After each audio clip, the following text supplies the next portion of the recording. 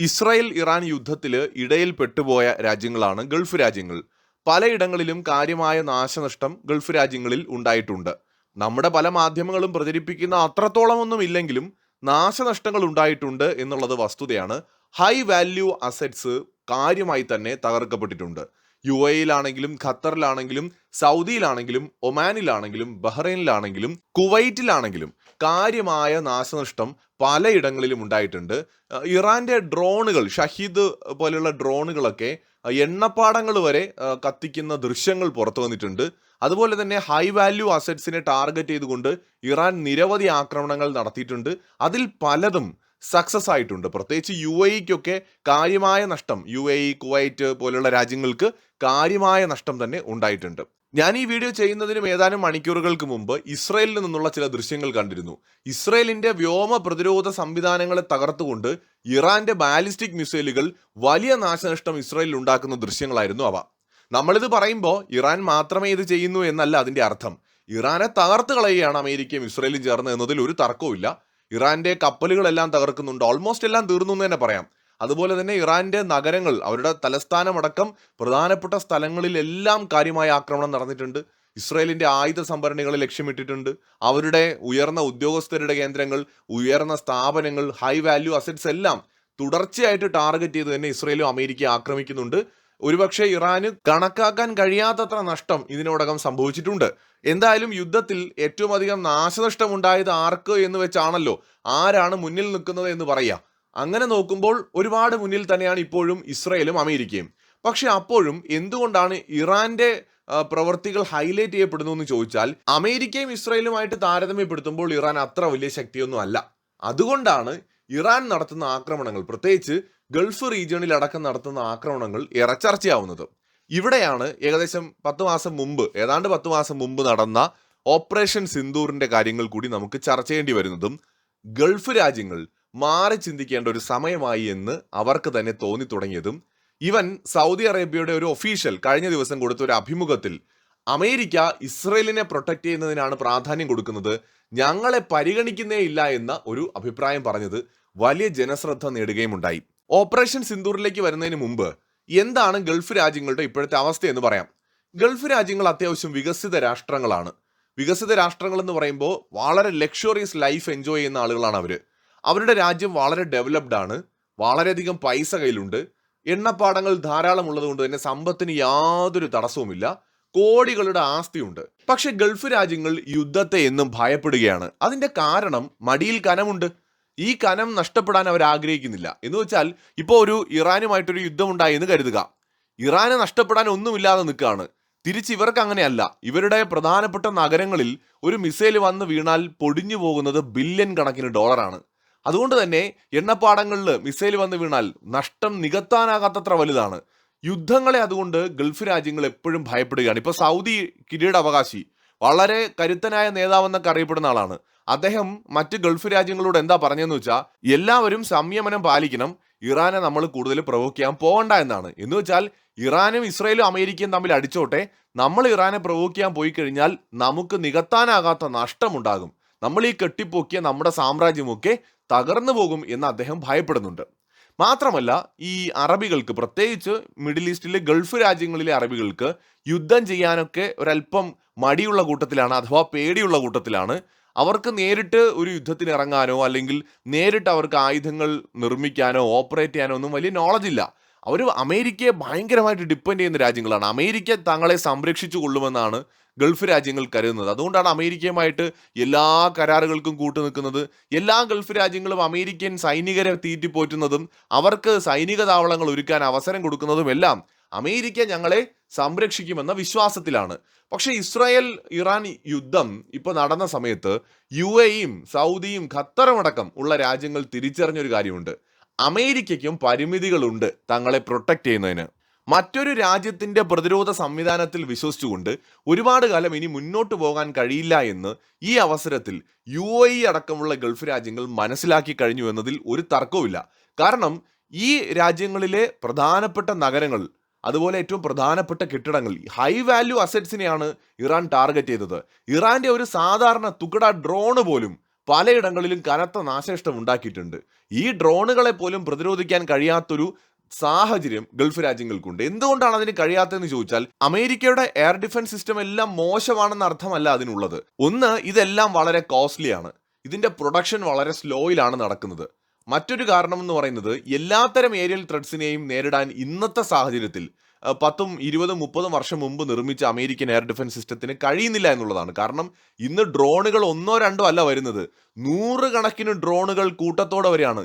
ഇതിന്റെ ഇടയിൽ കൂടെ ബാലിസ്റ്റിക് മിസൈലുകൾ വരെയാണ്, ഇതിന്റെ ഇടയിൽ കൂടെ സൂപ്പർസോണിക് മിസൈലുകൾ വരെയാണ്. അപ്പൊ ഇങ്ങനെ ഒന്നിലധികം ആകാശ ഭീഷണികളെ നേരിടുമ്പോൾ പലപ്പോഴും എയർ ഡിഫൻസ് സിസ്റ്റംസിന് വേണ്ട രീതിയിൽ എഫക്റ്റീവായിട്ട് പ്രവർത്തിക്കാൻ കഴിയുന്നില്ല എന്നതുകൊണ്ട് ശത്രുവിന്റെ പല ആക്രമണങ്ങളും വിജയം കാണുകയാണ്. അവിടെയാണ് ഇന്ത്യയുടെ ഓപ്പറേഷൻ സിന്ദൂറിനെ ഞാൻ നേരത്തെ സൂചിപ്പിച്ചത്. അതായത് ഇന്ത്യയുടെ ഓപ്പറേഷൻ സിന്ദൂർ എന്ന് പറയുന്നത് ആധുനിക പ്രതിരോധ ചരിത്രത്തിലെ തന്നെ ഏറ്റവും നിർണായക നിമിഷങ്ങളിൽ ഒന്നായിരുന്നു. ശത്രു രാജ്യങ്ങൾ ഒരേ സമയം ആയിരക്കണക്കിന് ഡ്രോണുകളും മിസൈലുകളും ഉപയോഗിച്ച് ഇന്ത്യയുടെ പ്രതിരോധ കവചം ഭേദിക്കാൻ ശ്രമിച്ചപ്പോൾ ഇന്ത്യ ഉയർത്തിയ അദൃശ്യമായ മതിൽ അതെന്താണെന്ന് ഇന്ന് ഗൾഫ് രാജ്യങ്ങൾ തിരിച്ചറിയുകയാണ്. അമേരിക്ക പോലും മനസ്സിലാക്കുകയാണ്. ഇന്ത്യ അങ്ങനെ വലിയ ശക്തിയൊന്നും ആയിരുന്നില്ല എയർ ഡിഫൻസ് സിസ്റ്റംസ് ഉണ്ടാക്കുന്ന കാര്യത്തിൽ. അങ്ങനെ ആയിരുന്നെങ്കിൽ നമുക്ക് റഷ്യയുടെ S-400 വാങ്ങേണ്ട ആവശ്യം വരുമായിരുന്നില്ല. നമ്മൾ തദ്ദേശീയമായിട്ട് ചിലതൊക്കെ ഇവിടെ ഡെവലപ്പ് ചെയ്ത് വെച്ചിട്ടുണ്ട്.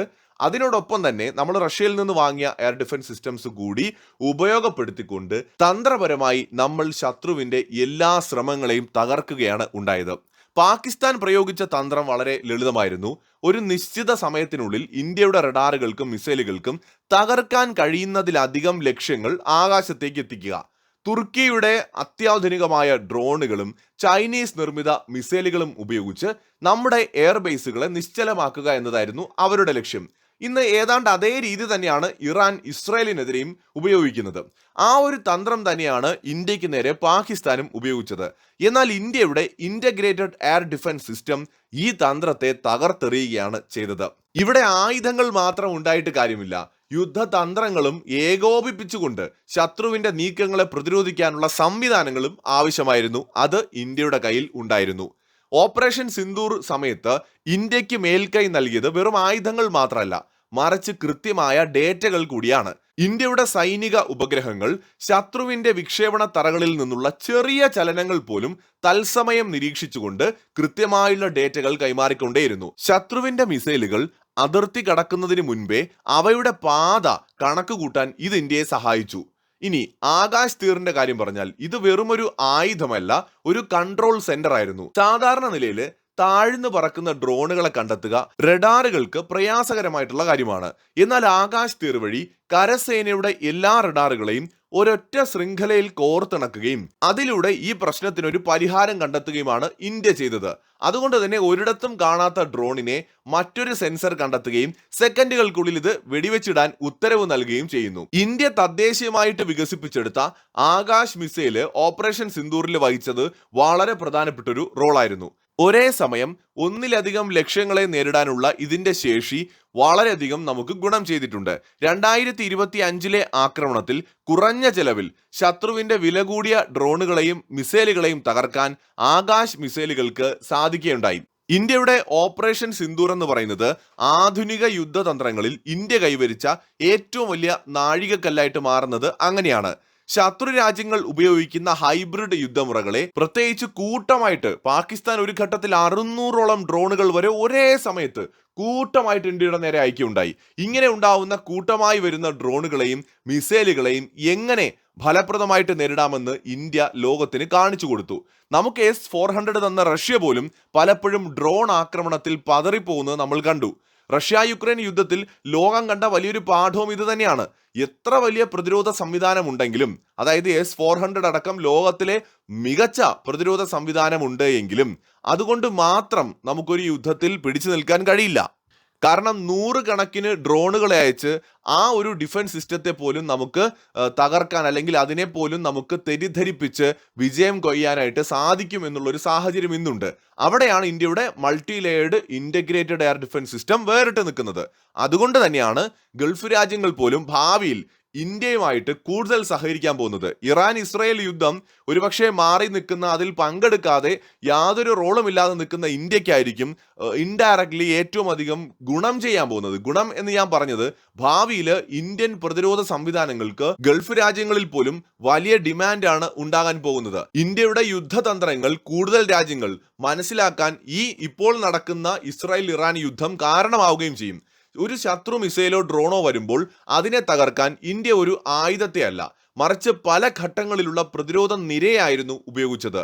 ഒന്നാമത് ലോങ് റേഞ്ച്, ദൂരെയുള്ള വലിയ ഭീഷണികളെ നേരിടാൻ S-400 എന്ന് പറയുന്ന അത്യാധുനികമായിട്ടുള്ള Russian air defence സിസ്റ്റത്തെയും project Kusha എന്ന ഇന്ത്യയുടെ തദ്ദേശീയമായ പ്രോജക്റ്റിനെയും ഇന്ത്യ ഉപയോഗപ്പെടുത്തുന്നു. ഇടത്തരം ദൂരത്തിൽ വരുന്ന മിസൈലുകളെയും വിമാനങ്ങളെയും തകർക്കാൻ MRSAM എന്ന് പറയുന്ന സിസ്റ്റമാണ് ഇന്ത്യ ഉപയോഗിക്കുന്നത്. ഉദാഹരണത്തിന് ബരാക് 8 പോലെയുള്ള മിസൈൽ സിസ്റ്റംസ്. ഇനി കുറഞ്ഞ ദൂരത്തിൽ അതിവേഗം വരുന്നവയെ നേരിടാൻ നമ്മുടെ തദ്ദേശീയമായിട്ടുള്ള ആകാശ് മിസൈലുകൾ നമ്മൾ ഉപയോഗിക്കുന്നു. ഡ്രോണുകളെയും ലോയിറ്ററിംഗ് മ്യൂണിഷനുകളെയും തകർക്കാൻ വേണ്ടിയിട്ട് അത്യാധുനിക തോക്കുകളും ലേസർ അധിഷ്ഠിത സംവിധാനങ്ങളും നമ്മൾ ഉപയോഗിക്കുന്നു. ആയുധങ്ങൾ എത്രയുണ്ടെങ്കിലും അവയെ ഏകോപിപ്പിക്കാൻ ഒരു കേന്ദ്രീകൃത സംവിധാനം വേണം. Integrated air command and control സിസ്റ്റമാണ് ഇവിടെ ആ റോള് ഇന്ത്യയിൽ വഹിക്കുന്നത്. റഡാറുകൾ, സാറ്റലൈറ്റുകൾ, വിമാനങ്ങൾ എന്നിവയിൽ നിന്നുള്ള വിവരങ്ങൾ സെക്കൻഡുകൾക്കുള്ളിൽ വിശകലനം ചെയ്ത് വരുന്ന ഭീഷണി ഒരു ഡ്രോൺ ആണോ മിസൈൽ ആണോ എന്ന് തിരിച്ചറിഞ്ഞ് അതിനെ തകർക്കാൻ ഏറ്റവും അനുയോജ്യമായ ആയുധം ഏതാണെന്ന് സിസ്റ്റം തീരുമാനിക്കുകയും പ്രവർത്തിക്കുകയുമാണ് ചെയ്യുന്നത്. നേരത്തെ പറഞ്ഞതുപോലെ ആകാശ് തീർ, ഇന്ത്യൻ ആർമിയുടെ വ്യോമ പ്രതിരോധ പ്രവർത്തനങ്ങൾ ഡിജിറ്റലൈസ് ചെയ്യുന്ന ഈ സംവിധാനം താഴ്ന്ന ഉയരത്തിൽ പറക്കുന്ന ഡ്രോണുകളെയും മറ്റും കൃത്യമായിട്ട് ട്രാക്ക് ചെയ്യാനും സെൻസറുകളെയും ആയുധങ്ങളെയും തടസ്സമില്ലാതെ ബന്ധിപ്പിക്കാനും സഹായിക്കുന്ന ഒന്നാണ്. ഇന്ത്യയുടെ നെറ്റ്വർക്ക് സെൻട്രിക് വാർഫെയർ രീതി ഇനി മുതൽ ലോകം പഠിക്കാൻ പോവുകയാണ്. ഒരു സെൻസർ ശത്രുവിനെ കണ്ടാൽ ആ വിവരം ഉടൻ മുഴുവൻ നെറ്റ്വർക്കിനും ലഭ്യമാകും. ഒന്നാമത്തെ പ്രതിരോധ നിര പരാജയപ്പെട്ടാൽ രണ്ടാമത്തെ നിര തനിയെ സജീവമാകുന്നു. AI ഇന്റഗ്രേഷൻ ഇവിടെ വളരെ പ്രധാനമാണ്. മനുഷ്യ സഹായം ഇല്ലാതെ തന്നെ അതിവേഗത്തിൽ ലക്ഷ്യങ്ങളെ തരംതിരിക്കാനും വെടിയുതിർക്കാനുമുള്ള ഇന്ത്യയുടെ AI ടെക്നോളജി വലിയൊരു പങ്ക് ഓപ്പറേഷൻ സിന്ദൂറിന്റെ വിജയത്തിലും വഹിച്ചിട്ടുണ്ട്. D4 സിസ്റ്റം പോലെയുള്ള ഇന്ത്യ ഡെവലപ്പ് ചെയ്തിട്ടുള്ള ഡ്രോണുകളെ നേരിടാൻ ആവശ്യമായിട്ടുള്ള പ്രതിരോധ സംവിധാനങ്ങൾ, നമുക്കറിയാത്ത എത്രയോ സംവിധാനങ്ങൾ, ഇതെല്ലാം സംയോജിപ്പിച്ചുകൊണ്ടാണ് ഇന്ത്യ ഓപ്പറേഷൻ സിന്ദൂറിൽ സക്സസ് ആവുന്നത്. അപ്പോൾ നമ്മളിവിടെ മനസ്സിലാക്കേണ്ടത് തുർക്കിയുടെയും ചൈനയുടെയും എന്തിനേറെ പറയുന്ന അമേരിക്കയുടെയും യൂറോപ്പിന്റെയും അടക്കം ആയുധങ്ങൾ പാകിസ്ഥാൻ ഇന്ത്യക്കെതിരെ ഉപയോഗിച്ചു. അതിനെയൊക്കെയാണ് നമ്മൾ നേരിട്ടത്. അതായത് ഇന്ത്യക്ക് ഒരു ഹൈ വാല്യൂ അസറ്റും ഓപ്പറേഷൻ സിന്ദൂർ സമയത്ത് നഷ്ടമായില്ല എന്നത് പ്രത്യേകം ഓർക്കണം. എന്നാൽ ഇപ്പോൾ UAEയും ഗൾഫ് രാജ്യങ്ങളും ഒക്കെ എത്രമാത്രം ബുദ്ധിമുട്ടാണ്. ഇസ്രായേൽ പോലും അവരുടെ അയൺ ഡോം ഏറ്റവും മികച്ചതാണെന്ന് നമ്മൾ എപ്പോഴും പറയാറുണ്ടല്ലേ. പക്ഷെ ഇസ്രായേലിന് പോലും കനത്ത നാശനഷ്ടം പലയിടങ്ങളിലും ഉണ്ടായിട്ടുണ്ട്. ഇപ്പോ ഇറാൻ കാണിക്കുന്ന ഒരു ആവേശവും ഒരു വൈരാഗ്യ ബുദ്ധിയും ഉണ്ടല്ലോ, അതാണ് പാകിസ്ഥാൻ ഇന്ത്യയുടെ അടുത്ത് ഏതാനും ദിവസങ്ങൾ കാണിച്ചത്. അപ്പൊ ആ സമയത്ത് അവരുടെ മാക്സിമം ശക്തി എടുത്താണ് നമ്മളെ അടിച്ചത്. കാരണം നമുക്ക് നല്ല രീതിയിൽ തിരിച്ചടി കിട്ടണമെന്ന് അവർ ആഗ്രഹിച്ചു. അതുകൊണ്ട് തന്നെ അവരുടെ മാക്സിമം എഫേർട്ട് ഇട്ട് ഇന്നിപ്പോൾ ഇറാൻ ചെയ്യുന്നത് പോലെ പാകിസ്ഥാൻ നമുക്കെതിരെ ചെയ്തു. പക്ഷെ എന്നിട്ടും നമുക്ക് പാകിസ്ഥാനെ പരാജയപ്പെടുത്താൻ കഴിഞ്ഞു. നമ്മുടെ ഹൈ വാല്യൂ അസറ്റ്സിനെ പ്രൊട്ടക്ട് ചെയ്യാനും കഴിഞ്ഞു. ഇനിയുള്ള നാളുകളിൽ വികസിത രാഷ്ട്രങ്ങൾ, ഗൾഫ് മാത്രമല്ല മറ്റ് വികസിത രാഷ്ട്രങ്ങൾ, ഒരുപക്ഷെ യൂറോപ്പിൽ നിന്ന് പോലും ഇന്ത്യയുടെ പ്രതിരോധ ആയുധങ്ങൾ വാങ്ങുന്നതായിരിക്കും നമ്മൾ കാണാൻ പോകുന്നത്. കാരണം ഇന്ത്യ ലോകത്തിന് മുന്നിൽ കാണിച്ചു കൊടുത്തു, ആധുനിക യുദ്ധത്തിൽ ഇത്രയും മികച്ച രീതിയിൽ പെർഫോം ചെയ്ത മറ്റൊരു രാജ്യത്തെയും നമുക്ക് ചൂണ്ടിക്കാണിക്കാൻ കഴിയില്ല. ഓപ്പറേഷൻ സിന്ദൂർ അതുകൊണ്ട് തന്നെ ഒരു ബെഞ്ച് മാർക്കാണ്.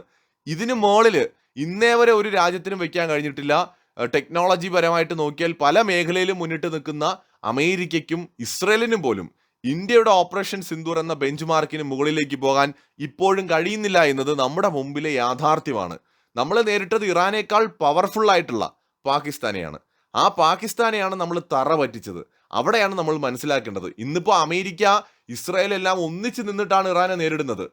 എന്നിട്ടും ഇറാന്റെ ആക്രമണങ്ങൾ വിജയം കാണുന്നു എന്ന് പറയുമ്പോൾ തീർച്ചയായിട്ടും ഇന്ത്യ ശത്രുവിന്റെ നടു ഒടിച്ചിട്ടത് കൊണ്ടാണ് അവർക്ക് ഇന്ത്യയോട് വെടിനിർത്തൽ അഭ്യർത്ഥിക്കേണ്ടി വന്നത്. ആ രീതിയിൽ കൈകാര്യം ചെയ്യാൻ കഴിയാത്തത് കൊണ്ടാണ് ഇന്ന് ഇസ്രയേലിനും അമേരിക്കയ്ക്കും ഇപ്പോഴും ഇറാനെതിരെ യുദ്ധം ചെയ്തുകൊണ്ടിരിക്കേണ്ടി വരുന്നത്, ഇറാൻ ശക്തമായ തിരിച്ചടി കൊടുക്കുന്നത്. അപ്പോൾ ഭാവിയിൽ നമുക്ക് നോക്കാം ഏതൊക്കെ ഗൾഫ് രാജ്യങ്ങളാണ് ഇന്ത്യയുടെ സഹായം തേടാൻ പോകുന്നതെന്ന്. കാരണം അവർക്ക് മനസ്സിലായി US മാത്രം ആയുധങ്ങൾ കൊണ്ട് മുന്നോട്ട് പോകാൻ പറ്റില്ല, ഇന്ത്യയെ പോലത്തെ ഒരു ശക്തിയുടെ സഹായം ആവശ്യമാണ് എന്ന് ഗൾഫ് രാജ്യങ്ങൾക്ക് മനസ്സിലായിട്ടുണ്ട്. അതുകൊണ്ടാണ് ഇന്ത്യ കരുതലോടെ മാത്രം ഈ വിഷയത്തിൽ പ്രതികരിക്കുന്നത്. ഇറാനും നമ്മളും തമ്മിൽ പ്രത്യേകിച്ച് പ്രശ്നമൊന്നുമില്ല. പക്ഷെ നമുക്ക് ഇറാനെ കൊണ്ട് കാര്യമായ ഗുണവും നിലവിലില്ല. അതേസമയത്ത് ഗൾഫ് രാജ്യങ്ങൾ അങ്ങനെയല്ല. നമ്മുടെ വ്യാപാര പങ്കാളികളൊക്കെയാണ്. ഇന്ത്യയിൽ ഹെവി ഇൻവെസ്റ്റ്മെന്റ്സ് നടത്തുന്ന രാജ്യങ്ങളാണ്. അപ്പൊ അതുകൊണ്ട് നമുക്ക് അവരെ ആവശ്യമുണ്ട്. അപ്പൊ നാളെ അവർക്ക് നമ്മളെ ആവശ്യമുണ്ടാവും. അപ്പൊ അതുകൊണ്ട് നമ്മൾ ഈ വിഷയത്തിൽ വളരെ കരുതലോടെയാണ് പ്രതികരിക്കുന്നത്. UAE ഓൾറെഡി തന്നെ ഇന്ത്യയുമായിട്ട് ഡിഫൻസ് കരാറുകളിലേക്ക് പോകാൻ ഒരുങ്ങുകയാണ്. അതിനു പുറമെ കൂടുതൽ രാജ്യങ്ങൾ, നമുക്കറിയാം ഈ ഒരു യുദ്ധം അവസാനിക്കുന്നതോടെ ഇന്ത്യയുമായിട്ടുള്ള സഹകരണം മെച്ചപ്പെടുത്താൻ പോവാണ്. മറ്റൊരു വീഡിയോയുമായി വീണ്ടും വരാം.